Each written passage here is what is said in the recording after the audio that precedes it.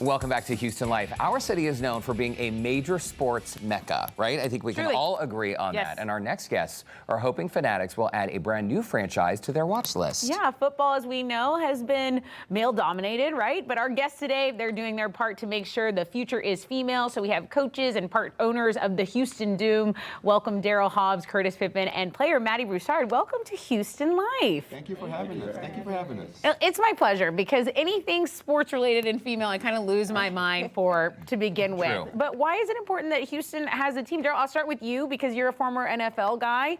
And, you know, why is this your passion to do this? Well, I just feel that the women, you know, they play football just as well as the men, come to find out. And, you know, we just need to give them the platform, the opportunity to show it. And that's where we came about with the United States Premier Women's Football League. Okay. Well, and thank you for saying that, too, because I think we talk a lot about stereotypes on our show. Obviously, women are great at sports. I'm glad there are more opportunities now. Maddie, this is something for you. Did you ever think growing up that you would have an opportunity like this to play professional football? No, I did not. I never, I never even thought that women's football would even be possible or a thing. But you loved football. I love football. From as long as you can remember? Yes, sir. I mean, this is Texas. It's like you have to kind of. There's Maddie right there in action right there. She's a lineman, right? A defensive, a linebacker. Okay, so as tough as they come. I mean, you guys are out there. Curtis, what do you think about the Houston Doom being the next premier team in Houston here? Man, I'm gonna tell you something about the Houston Doom. We're premier, and we are in the Premier League. So we got these good group of women here. So they're passionate. You know, we're gonna do real well. We got a lot of fans watching us at practice. So that's when you know you got a lot of young girls on your team. When you got your mom and daddies out there at practice, and they're passionate about it too. But that's why I've been doing it for 22 years. They got heart. They're easy to coach. They listen, some of them, but they listen, most of them. But and they got heart. That's what I'm here for, and to teach them football. Okay. Okay, there are 5 teams in the league, and let's talk about just some of the logistics, even down to the padding, because this is different. When you're a female player, your protective areas... Your anatomy is different. Your anatomy is different, so there are different needs. So, Derek, it's funny that you said that. Our league, our commissioner, Miss Pam McQueer in Detroit, she's the lady who invented the Xena shoulder pad through Douglas. You know, they're headquartered here.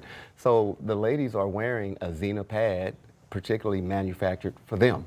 So Miss Pam McQueer, who's our commissioner, she's responsible for that. So that's amazing. I love that there's a female commissioner. Yeah. And correct. Back to what Derek said, you know, thank you for saying that obviously women can play sports, but a little bit of bragging about you, Coach Daryl, is that you played 5 seasons for the Oakland Raiders, you played for the Saints, you were a Seattle Seahawk, you were in the CFL. So your reputation kind of precedes you, and this is something that you're saying we're all systems a go. The teams are in Austin, in Detroit, in Tennessee, and why should people be excited about these games? well, we're premier.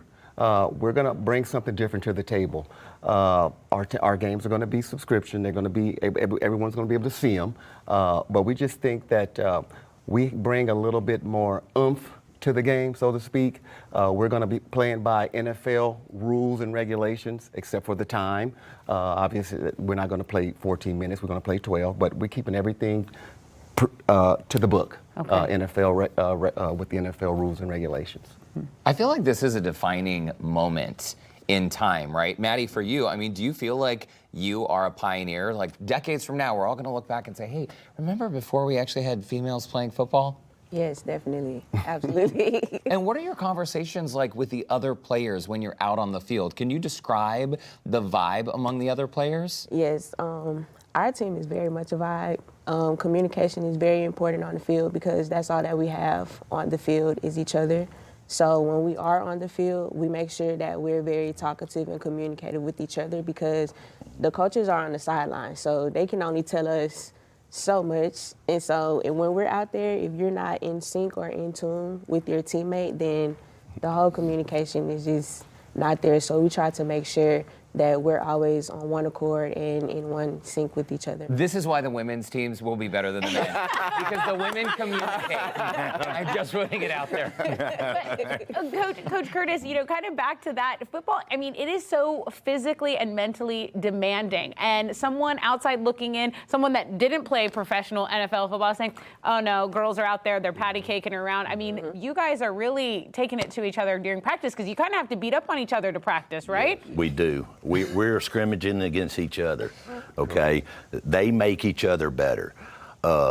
We got the weak links, we put them, and we make our weak links mediocre, make them good players, we're going to be a great team. Right. You hear me?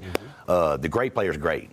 You can't change them, you can't coach them, they're going to get the ball, they're going to go.